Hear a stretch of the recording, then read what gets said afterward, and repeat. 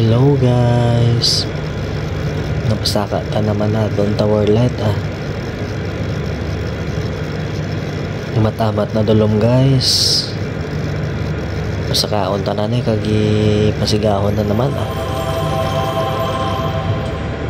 Hello guys, for today's video, check kita guys ang diesel level. Wow! Then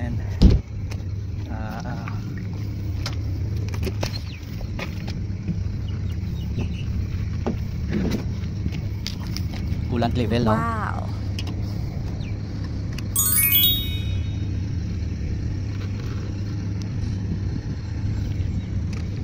And then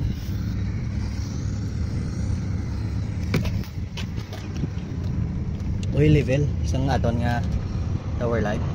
Wow! Then after na that guys, bali start na naton.